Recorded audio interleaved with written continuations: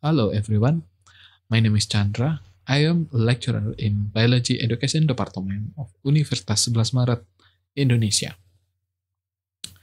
The COVID-19 pandemic has shaken education in all around the world, with most teaching has been moved from school into student learning online at home. As a teacher, especially science teacher, we face a serious challenge in science learning.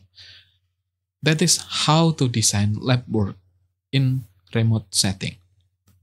So the question is why we need to do the lab work. Yeah, because the real joy of science is in discovery.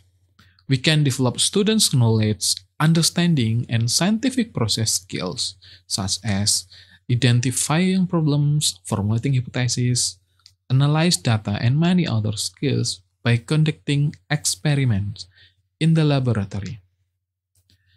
That is the essential of science.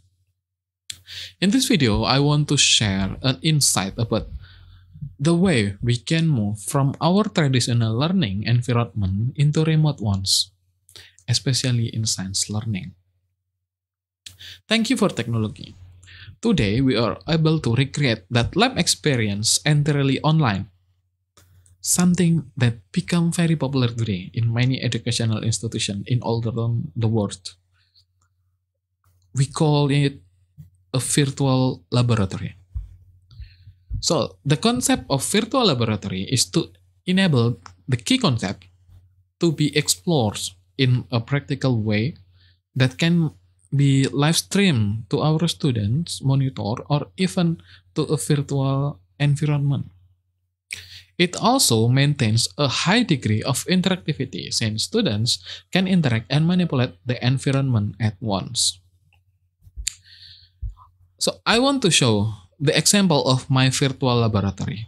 I made this using Adobe Flash, but you can also use any other software that you are familiar.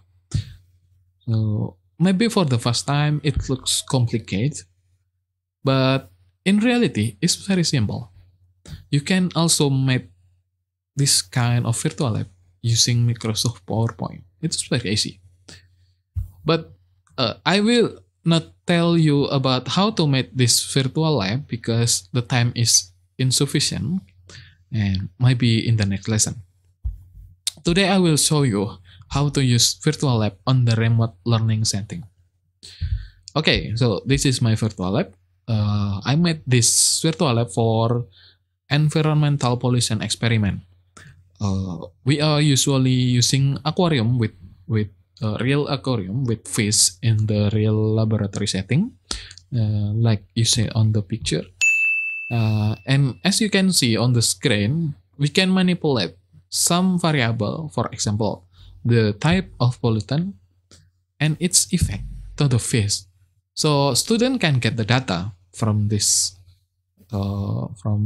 experiment, and then they can calculate the number of fish, the oxygen concentration, and other variables in the graph.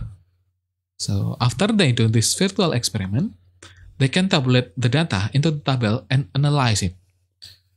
Yeah, so I will show you the example of student worksheet. So this is the student worksheet.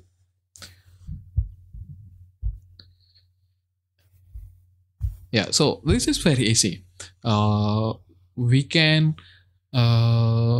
engage student to analyzing data using this virtual lab. But I know there are drawbacks to this approach too. Even aside from the fact that the hands-on element is removed.